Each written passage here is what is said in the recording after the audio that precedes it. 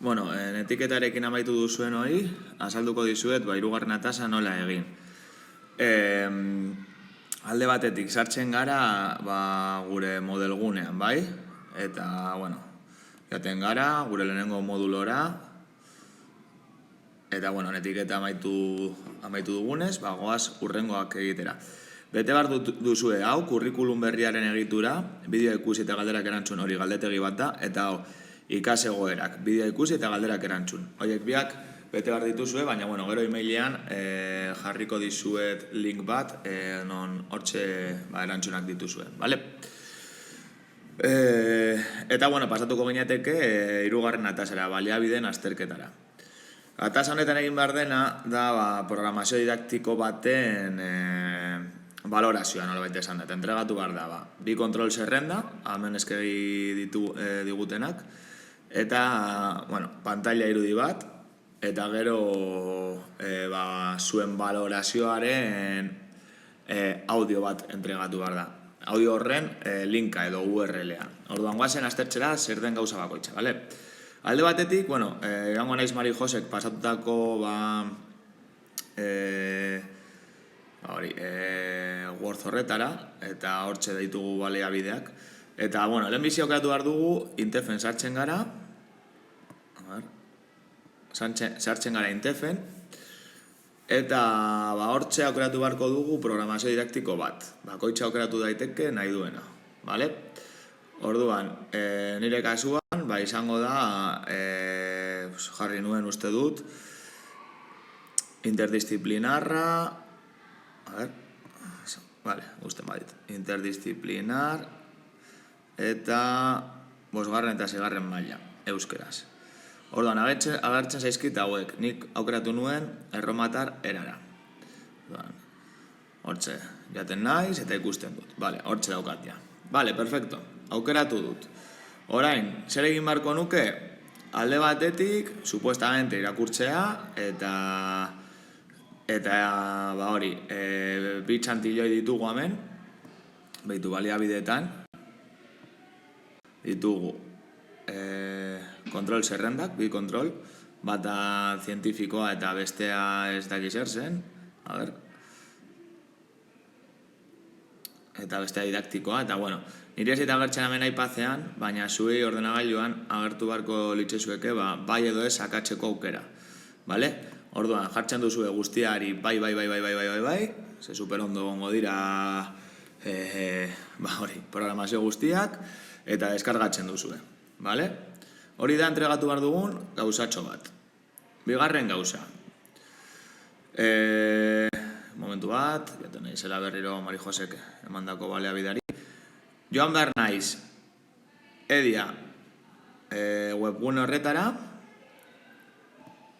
sakatzen dut, eta eskatuko dit, nolabait esan da inkesta bat betetzea, eta maieran jartzea edo egitea pantailazo bat. Orduan, hemen jartzen duzuenik, abidez, erromatar erara da, ez da? Jartzen dut, erromatar erara. Kopiatzen dut nire programazio didaktikoaren linka. Kopiatzen dut. No, kortar ez. Berdin zait. Eta kopiar, pegar.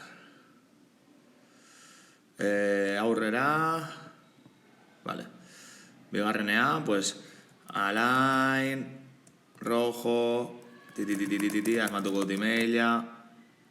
Ez dakit utxiko dira, baina, Bara las siguientes afirmaciones, guztiak super ondo.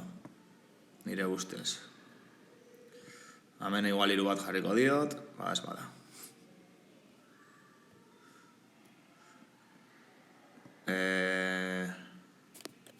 Zagatik ez ditu, orain. Que amplía tus respuestas a las sugerencias para mejorar el curso. Programazio didaktikoa. Programazio didaktikoa hau.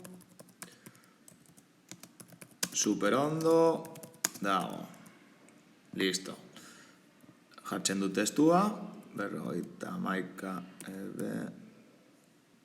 3 F. Eta enviar. agian zeo zer ez dut egin ondo ditu. Agian horregatik ez dituzten. Bueno, jarriko nire emaila, venga. alainrojo@bagatxaeskola.net. Vale. Docente, sí. Eta enviar. Bueno, zuek agian hobeto bete aldezakezue, baina bueno.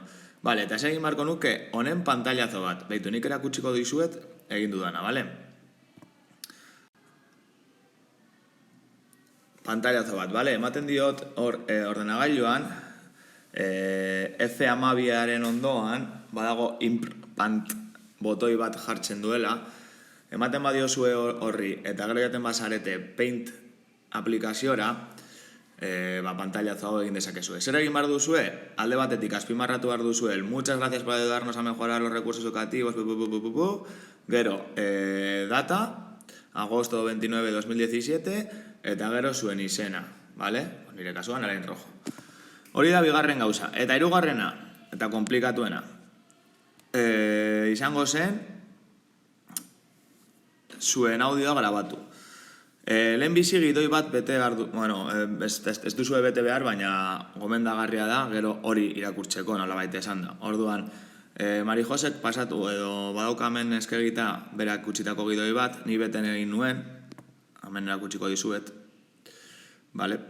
Orduan jarri nuen, hemen jartzen du esan beharrekoa. Agurra, bozkaizo, ni alain naiz, ikas egoera honen azterketari buruzko valorazioa salduko dizue, izen burua jartzen duzue, zein ere mutan, eta gero, dituzue irizpide didaktikoak eta irizpide teknikoak eta zientifikoak. Horiek dira, kontrol zerrendan aipaturikoak, bai? A ber, ukitzen baditut, bobetu bat, vale. Horiek dira,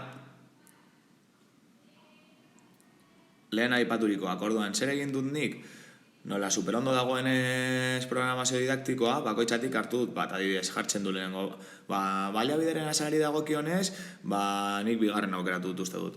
Baliabideren azalean errekurtsoen helburua eta azken produktua edo maitzak oso ondo zehazten dira.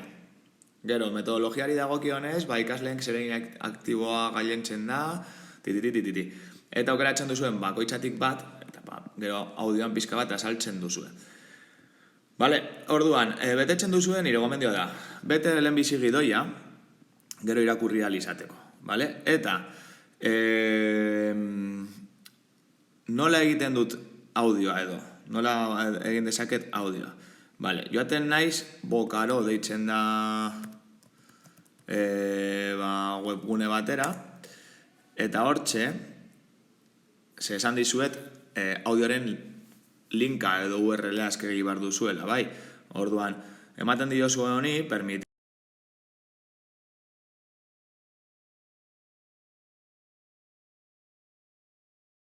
guardari kompartir, eta hortxe baduzue linka, bale? Orduan, kopiatzen dut link hori, eta gero zuen